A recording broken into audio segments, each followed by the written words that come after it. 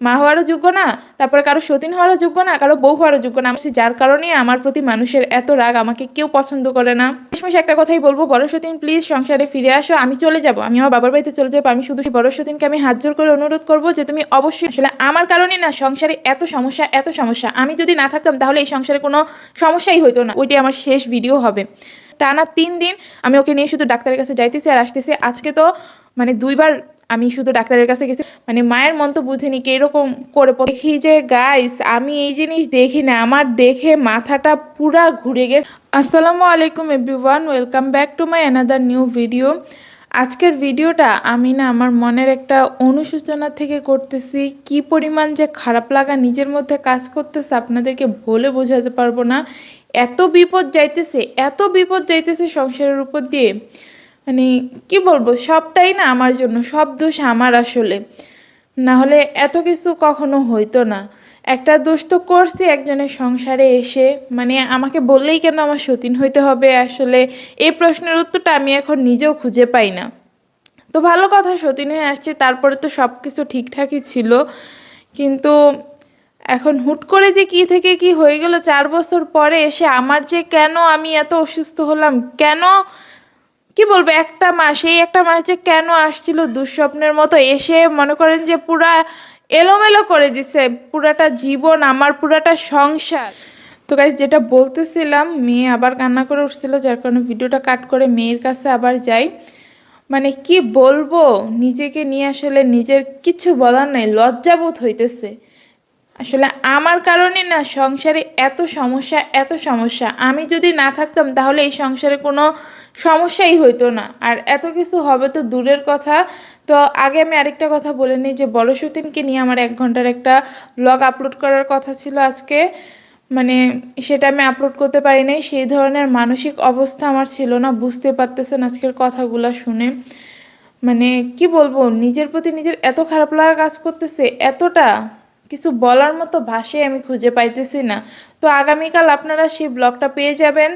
বিশেষ করে আমি ব্লগটা বড় সতীনের জন্য বানাচ্ছি। বড় সতীনকে আমি হাত জোর করে অনুরোধ করব যে তুমি অবশ্যই ব্লগটা দেখবা। সেখানে আমাদের মানে কাটানো 4টা বছরে অনেক ভালো ভালো কিছু স্মৃতি, অনেক কথা আমি শেয়ার করছি। তুমি অবশ্যই দেখবা ব্লগটা। আমি আপলোড করার পরে আমার এইটুকু অনুরোধ তোমার কাছে থাকবে, আর ওইটাই আমার শেষ ভিডিও হবে। মানে আমার আর ভিডিও করার কোনো ইচ্ছাই নেই। মানুষজন আমাকে এত মানে বাজে বাজে কথা বলে, আমার যে লাইফে কখনো এত আজে বাজে কথা শুনতে হবে সেটা আমি কখনো ভাবতেও পারিনি। সবসময় বিয়ের আগে সবার কাছে শুনে আসছি যে আমি অনেক ভালো একটা মেয়ে, ভদ্র শান্তশিষ্ট। আর গাইস, আজকে না আমার মনটা বিশেষ করে খারাপ আমার মেয়েটার জন্য। ওর যে এত বাজে অবস্থা ওর দাঁত নিয়ে, মানে আমি না দেখিই নাই। এই যে 3-4 দিন ধরে ওকে ডাক্তার দেখাইতেছি, ডাক্তার বলতেছে ওষুধ খাইতে। মানে দিন দিন যায় আর ওর হচ্ছে গাল ফুলে, মানে ডেলি ডেলি ওর গাল ফুলাটা বাড়তেছে, ব্যথাও বাড়তেছে, গাল ফুলা বাড়তেছে, সব কিছু মিলে ভয়ে মনে করেন যে টানা 3 দিন আমি ওকে নিয়ে শুধু ডাক্তারের কাছে যাইতেছি আর আসতেছি। আজকে তো মানে 2বার আমি শুধু ডাক্তারের কাছে গেছি। ফার্স্টে গেছিলাম এক্স রে করাতে, আগের দিনই বলছিলাম যে মেয়েকে এক্স রে করাতে বলছে। এই বাদে ডাক্তার কোনো ট্রিটমেন্ট দিবে না বলে দিছে, কারণ মেয়ের খুব বাজেভাবে নাকি ইনফেকশন হয়েছে দাঁতে, তার উপর ছত্রাক ছড়াই পড়ছে। তা আমি না সেটা দেখি নাই, আমি শুধু এতটুকুই দেখছি যে ওর দাঁতে হচ্ছে এই জায়গাটা ফাঁকা, একটু কেমন কেমন হয়ে আসছে, ফুলে আসছে। তো আমি ভাবছি এটাই মনে হয় বলছে। আমি আজকে ওকে কি মনে করে যেন ও এক্স রে করাতে নিছিলাম আজকে আবার।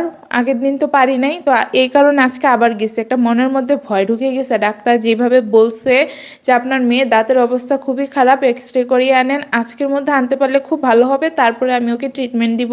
মানে মায়ের মন তো বুঝিনি কি এরকম করে প্রত্যেকটা মুহূর্তে সন্তান যদি অসুস্থ থাকে। পরে আজকে আবার গেছি, আজকেও দেয়নি। আগের দিন তো গেছিলাম একদম পুরা দাঁতের মানে এক্স রে করানোর জন্য, যেহেতু ও ভয় পাইছে কান্নাকাটি করছে, এই কারণে আজকে শুধু যেই দাঁতের জায়গাটায় সমস্যা ওই একটা দাঁত এক্স রে করানোর জন্য গেছিলাম। কিন্তু মেয়ে কোনোভাবেই দেয় না, কি যে কান্নাকাটি জোড়াজুড়ি ধস্তাধস্তি কত কিছু যে হয়েছে, কিন্তু কোনোভাবে এক্স রে করলো না, নাই কান্নাকাটি করে একদম বাজেভাবে একাকার করে ফেলছে। পরে আর ওকে এক্স রে করানো হয় নাই, কারণ ভয় পেয়ে তো আর এক্সরে করানো যায় না। আর ও হাই করতেছিল ওকে যে এক্সরেটা করবে। খুবই মানে বাজে একটা সিচুয়েশন তৈরি হয়ে গেছিলো। পরে বলছে যে থাক, এত ভয় দেখিয়ে দরকার নেই এক্সরে করা, আর এইভাবে এক্সরে করানো যায়ও না বাচ্চাদের, বুঝে শুনে তারপরে সুন্দর করে আবার আইনেন পরে, এরপরে দেখা যাবে। তো সেখান থেকে আজকে ফিরে আসতে হয়। পরে আমি না ওর উপরে এত রাগ লাগছে, মানে নিজের মনের মধ্যে তো একটা কষ্ট ভয় কাজ করতেছে যে ওর কি না কি হয়েছে দাঁতের মধ্যে। পরে ঘরে এসেও একটু পরপর শুধু কান্নাকাটি করতেছে, ওর তো কষ্ট হইতেছে, এটা আমি বুঝতেছি। পরে না আমার মেজাজটা হুট করে কেন জানি খারাপ হয়ে গেল। পরে আমি ওকে দিছি একটা ধমক, তারপরে দিছে কান্না করে। পরে আমি বলতেছি কি তুমি আজকে মুখটা হাই করো নাই কেন, দেখাও নাই যে তোমার কোথায় সমস্যা বা কি, এমন করলা কেন তুমি, ডাক্তারের কাছে গিয়ে ইত্যাদি ইত্যাদি বলতেছিলাম। পরে আমি বলতেছি কি এখন হাঁ করো তো দেখি, একদম রাগ টাগ দেখিয়ে পরে ভয়ে হাঁ করছে। তখন না আমি একদম সরাই টরাই দেখি যে গাইস আমি এই জিনিস দেখি না, আমার দেখে মাথাটা পুরা ঘুরে গেছে যে মেয়ের এই কি বাজে অবস্থা। আমি এটা দেখি নাই যে ওর এত বাজে অবস্থা দাঁতের মানে সাইডে। আমি দেখে আমার হাত পা থরথর করে কাঁপতেছিল, মাথায় কোনো কিছু কাজ করতেছিল না। মেয়ের বাবা আজকে বাসায় নাই, তাকে তাড়াতাড়ি করে ফোন দিছি যে মেয়ের দাঁতের অবস্থা খুবই খারাপ হয়ে আছে। দেখি কি ওর যেই দাঁতের সমস্যা ওই দাঁতের সাইডে মাড়িতে, মানে এই পাশের যে মাড়িটা, মাড়িতে এইটুকু জায়গার মধ্যে ছত্রাক হয়ে সাদা সাদা হয়ে ওইটার উপরে আবার শ্যাওলা পড়ে না, সবুজ কালারের যে শ্যাওলাগুলো, ওই রকমের অবস্থা হয়ে আছে। তো কি পরিমাণ ভয়ঙ্কর অবস্থা বুঝেন তো একবার। মেয়েটা খাইতে পারে না, কিছু করতে পারে না, শুধু কান্না করে আর জ্ঞান জ্ঞান করে। তো এরকম অবস্থা দেখলে কেমন লাগে। আমি তো মানে আজকে দেখে এই জিনিস আমি মানে চিন্তা করতেছি আমার মেয়েটার প্রতিনিয়ত কি পরিমাণ কষ্ট হইতেছে। আর এই সব কিছুই না আমার কারণে হয়েছে, কারণ আমি মেয়ের ঠিকঠাকভাবে যত্ন নেই। মেয়ের যত্ন না নিয়ে ওই যে মেয়েকে বড় সতীনের কাছে দিয়ে রাখছি, তারপরে ওর দাদা দাদু ওকে আদর করে ওদের কাছে দিয়ে রাখছি, চকলেট চিপস যা মন চায় তা খাওয়াইছে। না করার পরেও দিছে, যখন আমাকে উল্টোপাল্টা দুই চারটা কথা বলছে আমিও বলা বন্ধ করে দিছি। কিন্তু এখন তো আমার মেয়েটার সমস্যা হইতেছে। আর সবচেয়ে বেশি খারাপ লাগছে এই জায়গায়, মেয়েটার এত খারাপ অবস্থা, আমি বড় সতীনকে এতবার করে বললাম তুমি প্লিজ একটু যোগাযোগ করো, তোমার মেয়ে এত অসুস্থ, তোমাকে খুঁজতেছে, তার ভাইকে খুঁজতেছে, তোমাদেরকে অনেক মিস করতেছো, না আসো একটু ওর সাথে কথা বলি, একটু ওর সাথে কথা বললো, সেটাও করলো না। মানে আমার প্রতি মানুষের এত রাগ, কি আর বলবো, হয়তো বা আমি কোনো দোষ করছি, আমি খারাপ কিছু করছি যার কারণে আমার প্রতি মানুষের এত রাগ, আমাকে কেউ পছন্দ করে না। মেয়েরও ঠিকভাবে কিছু করতে পারতেছে না, মেয়েও কান্নাকাটি করতেছে। মানে আমি মা হিসেবেও না পারফেক্ট না, পারফেক্ট নাকি আমি যোগ্যই না মা হওয়ারও যোগ্য না, তারপরে কারো সতীন হওয়ারও যোগ্য না, কারো বউ হওয়ারও যোগ্য না। আমার মধ্যে কোনো যোগ্যতাই নেই যে আমি একটা সংসার ঠিকভাবে সামলাবো, সেই ধরনের কোনো যোগ্যতাই আমার মধ্যে নাই। খুব ভালোভাবে প্রতিনিয়ত বুঝতে পারতেছি। তো এখন আমি কি করবো আমি নিজে বুঝতে পারতেছি না। এই সংসারে দিন দিন আমার কারণে শুধু ঝামেলা বাড়তেছে আর বাড়তেছে। বড় সতীন সংসার ছেড়ে চলে গেছে, এখনো পর্যন্ত আসতেছে না, এতবার করে বলছি আসতেছেই না। আমার কোন ভুলের কারণে আসলে আসতেছে না আমি আসলে জানি না। আমি ওর কাছে এত কিছু করলাম তারপরও আসতেছে না। আমার কাছে না আর কিছুই করার নেই। আমার এখন মনে হইতেছে আমি আমার বাপের বাড়িতে চলে যাই মেয়েকে নিয়ে।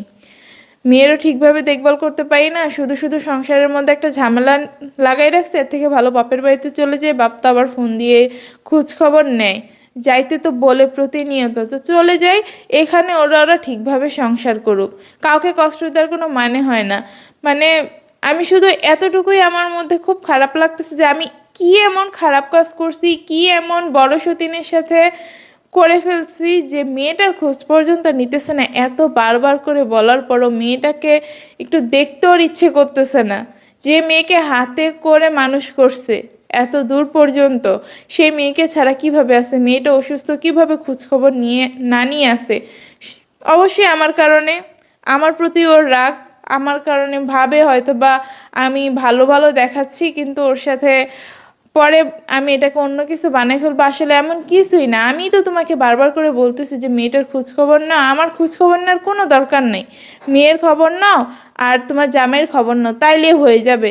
কিন্তু সেটাও করতেছো না। আসলে কোনো কিছুই আমার না এখন আর ভাল লাগতেছে না, নিজের প্রতি নিজের খুব ঘৃণা জমাই যাইতেছে যত দিন যাইতেছে। আর ভালোই লাগতেছে না, বেঁচে থাকতে ইচ্ছে করতেছে না যে একটা মানুষ কিভাবে মানুষের এত ক্ষতির কারণ হইতে পারে? কেমনে সম্ভব গাইস? আমি আসলে জানি না আমার কার কোন অভিশাপের কারণে আমার জীবনে এত বিপদ লেগে আছে, এত সমস্যা লেগে আছে। আপনারা একটু দোয়া করবেন যাতে আমার সমস্যাগুলো কেটে যায়। আর শেষমেশ একটা কথাই বলবো, বড় সতীন প্লিজ সংসারে ফিরে আসো। আমি চলে যাব, আমি আমার বাবার বাড়িতে চলে যাবো। আমি শুধু শুধু তোমাদের মাঝখানে আর কোনো ঝামেলা করতে চাই না। 2টা মাস ধরে অনেক ঝামেলা হয়েছে, আমার এইসব সহ্য করতে আর ইচ্ছে করতেছে না। আর কত আমি মানুষের খারাপ কথা শুনবো? এই যে ব্লগ করতেছে প্রতিনিয়ত, মানুষজন আমাকে যা নয় তাই উল্টাপাল্টা কথা বলে, আমার কতক্ষণ সহ্য হয় এসব শুনতে? আমি তো এই সংসারে মানে স্যাক্রিফাইস করে আসছিলাম, কিন্তু পারিনি। আসলে সবার কপালে না সব কিছু থাকে না, তেমন আমার কপালেও নাই যে আমি সুন্দরভাবে একটা সংসার করব। আমার কারণে মানে আমি সংসারটাকে এমনভাবে গুছিয়ে নিব যার কারণে সংসারে আয় উন্নতি হবে, সংসারটা সুন্দর মানে সাজানো গোছানো হবে। সেই ধরনের কোনো গুণ আমার মধ্যে নাই আসলে, যার কারণে সংসারে এত সমস্যা।